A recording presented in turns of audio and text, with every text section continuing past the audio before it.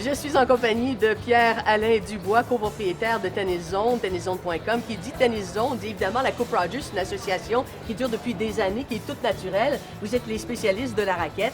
Et par la force des choses, j'imagine que tu as la chance évidemment de côtoyer certains joueurs qui viennent faire corder durant le tournoi leur raquette chez vous. Il doit y avoir des anecdotes, je ne peux pas croire. Bien, effectivement, comme cordeur officiel de la Coupe Rogers, et ça depuis quelques décennies, on a eu la chance de corder les plus grands joueurs de la planète. Et il y a des anecdotes, effectivement, que mes cordeurs m'ont racontées. Certaines se racontent, d'autres un peu moins. C'est celle-là qu'on veut savoir. Il y a un code de confidentialité qui m'empêche de révéler les plus grands secrets. Okay. Par contre, une anecdote très intéressante, 1997, les plus fervents partisans de tennis, plus fervents amateurs de tennis, se souviendront que Chris Woodruff, un Américain du Tennessee, avait remporté le tournoi. Et une des raisons principales pour lesquelles il a remporté le tournoi, c'est qu'il y a eu une erreur. On ne dira pas trop fort que Tennis Zone fait des erreurs, mais il y a eu une erreur d'un cordeur au tout début du tournoi qui a oublié d'étirer ses cordes. Lorsqu'on fait corder une raquette, il faut étirer les cordes avant, la plupart du temps. Donc, notre cordeur a oublié d'étirer les cordes, a cordé la raquette comme telle et s'en est rendu compte à la toute fin. A choisi de ne pas le dire à M. Woodruff, qui, par la suite, a gagné... A joué le tennis de sa vie toute la semaine, a remporté le tournoi et c'est le seul tournoi qu'il a remporté dans sa carrière. C'est merveilleux. Merci, Pierre-Alain. Ça me fait plaisir.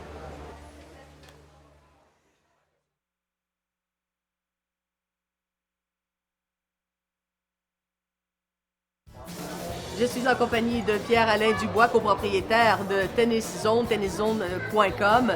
Moi, évidemment, tu connais jusqu'à quel point j'apprécie les qualités athlétiques et la détermination de Rafael Nadal parce que c'est pas par hasard qu'il est un grand champion. Mais ceci étant dit, je suis pas la seule à trouver que c'est un bonhomme ultra gentil.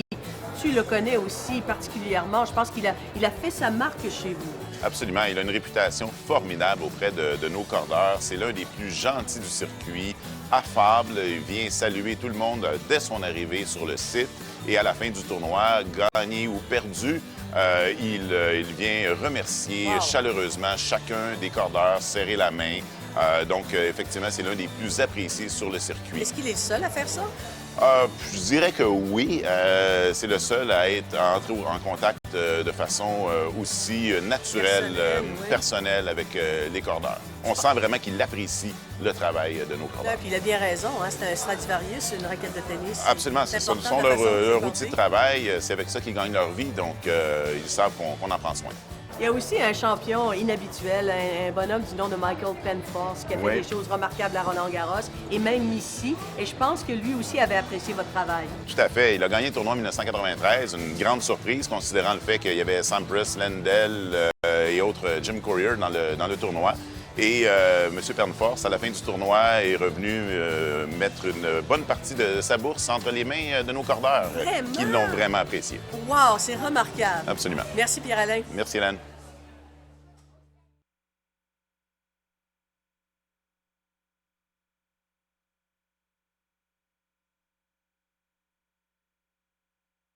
Je suis en compagnie de Mathieu Lavallée, copropriétaire de tenniszone.com.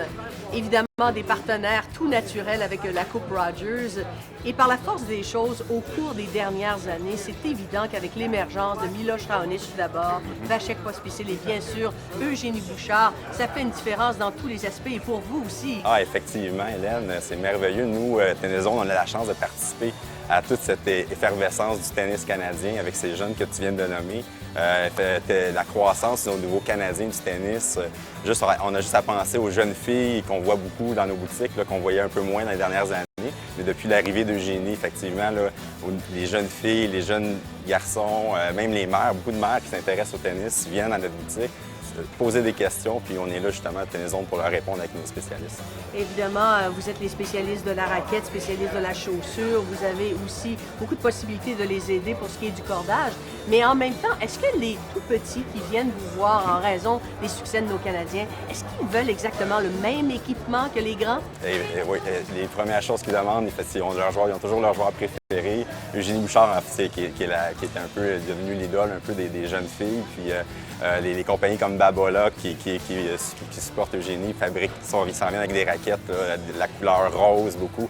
Toutes les compagnies, on peut embarquer dans cette tendance-là avec les raquettes un peu plus colorées. Les vêtements Nike. Fait que c'est sûr que le cosmétique chez les juniors, ça a vraiment une grande importance. Mathieu, merci beaucoup. Hey, merci.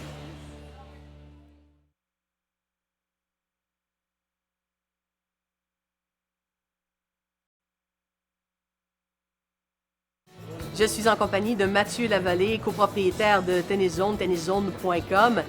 On dit toujours de vous que vous êtes les spécialistes de la raquette, donc des cordages aussi, mais Tenniszone, c'est beaucoup plus que cela. Ah, effectivement, Hélène. Tenniszone, en fait, ce qui fait la réputation de Tenniszone depuis des années, c'est les employés. On a des conseillers extraordinaires qui sont reconnus à travers l'Amérique. Des spécialistes, donc? Des spécialistes, on a qui sont là depuis une trentaine d'années, qui ont cordé des grands tournois, comme le US Open, Roland Garros. Puis les conseils, les judicieux conseils qu'on peut donner à nos clients, je pense que c'est ça qui fait que les clients reviennent, qui débarquent Tenniszone d'un généraliste ou au niveau des détaillants. Donc, spécialiste de raquettes, de cordage, comment corder les raquettes, mais aussi textile. Textile, tous les vêtements qui changent à chaque année, les chaussures. Puis il ne faut pas oublier que Tenniszone, on parle. Oui, c'est exactement. La chaussure est ultra importante. Exactement. Les techniciens, tous les petits détails qu'on peut reconnaître sur les chaussures, nos conseillers les savent. Même, c'est des adeptes, font beaucoup de recherches, puis même ils savent plus quasiment que le représentant de la compagnie même, là, au bout du compte. Fait que je pense que c'est quelque chose qui est très, très important pour nous, de Tenniszone, d'offrir à nos clients. Merci, Mathieu. On se sent entre bonnes mains, d'ailleurs. Merci beaucoup. Hélène.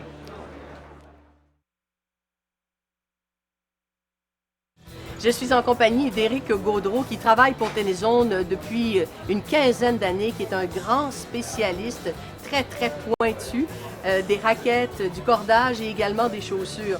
Mais là, Éric, on vient de découvrir quelque chose de chez Dunlop, iDapt. Mais qu'est-ce que c'est que ces bouts de raquettes? Très simplement, en fait, ça permet de personnaliser la raquette. Donc, on choisit en tout premier lieu le type de tête qu'on veut. Alors, si on veut un type de tête plus flexible, on prend ceci. On choisit ensuite le type de vibration qu'on voudrait laisser passer. Alors, plus mou pour moins de vibration, par exemple, aussi, ou plus dur pour plus de vibration. Ensuite de ça, la longueur de la poignée, 27 pouces et demi ou 27. Et on termine avec la grosseur du manche, en fait, qui serait 4 écarts, je crois. Comment on fait pour que la raquette tienne bien ensemble? Elle est assemblée, en fait, tout en un morceau ici. On a un outil spécial avec une vis spéciale qui est mise ici. On a aussi un liquide qui va serrer ça et coller ça ensemble, tout simplement. Et c'est très, très solide. Mais les mêmes garanties s'appliquent que sur les raquettes régulières. Il n'y a jamais vraiment de problème. Tout est très solide. Il faut comprendre aussi que les plupart des raquettes qu'on retrouve sur le marché sont tous en pièces détachées. À l'usine, ils sont faits à l'usine. Exactement. Là, c'est juste qu'on a la chance de choisir la grosseur de notre tête. La couleur, et on peut vraiment personnaliser la raquette comme on le veut. Si on veut pousser à l'extrême à la fin, on peut même ajouter des bandelettes de plomb pour changer le balancement. Alors vraiment, le personnaliser ça au maximum. Merci beaucoup, Éric. Ça m'a fait plaisir.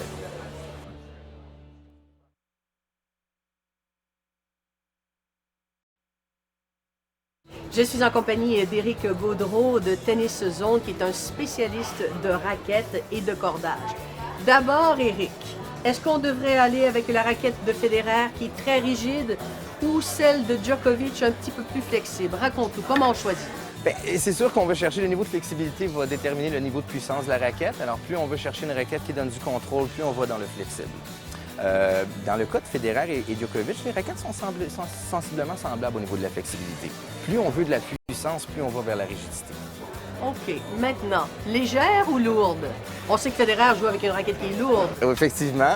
En fait, tous les joueurs professionnels, généralement, vont jouer avec des raquettes beaucoup plus lourdes, beaucoup plus de stabilité. Pourquoi? À ce moment. Plus de stabilité sur la raquette, sur l'impact de la balle à ce moment-là. Plus de poids, garde la raquette plus stable. Plus contrôle également.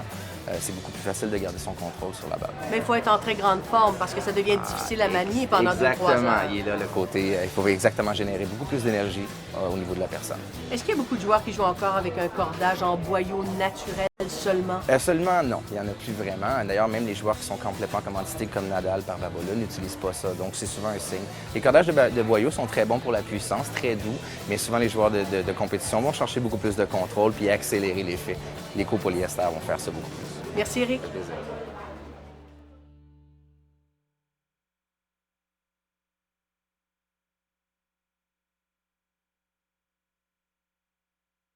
Je suis en compagnie d'Éric Gaudreault de Tennis Zone, qui est un spécialiste de raquettes et de cordage. Éric, il y a tellement de spécificité maintenant dans le cordage de raquettes. Pour monsieur tout le monde, c'est très difficile de s'y retrouver. Le 16-16, le 16-18, le 16-19, le 18-20 pour le cordage de ces raquettes. Mais de quoi je parle exactement? En fait, on parle de la disposition des cordes. Le premier chiffre va représenter les cordes montantes, le deuxième, les cordes de travers. 16-19, 18-20 sont des patterns plutôt réguliers qu'on utilise assez fréquemment. Depuis quelques années, on a les spins. On enlève 4 cordages au niveau des travers. Au lieu de 16-19, on retrouve du 16-15. Au lieu de 18-20, du 18-16. Ça accélère le spin. Le fait d'avoir des cases beaucoup plus larges, la balle s'accroche beaucoup mieux. Le cordage se déplace beaucoup plus, par contre, mais le spin est amélioré énormément. La puissance aussi va être améliorée de ce côté-là. Qu'est-ce qui nous aide à choisir ce qui est bon pour nous? Si on est quelqu'un on maîtrise très bien les faits, à ce moment-là, on va vouloir peut-être rester dans le pattern régulier qui va nous continuer à nous donner autant de contrôle. Mais si on veut accélérer cet effet-là ou même l'augmenter, à ce moment-là, les pattern spins vont être beaucoup plus utiles. Qu'est-ce qu'on retrouve le plus sur le circuit professionnel, les joueurs pro? Les patterns réguliers. On retrouve ça depuis. On a quelques pattern spins, mais pas énormément. Merci, Éric.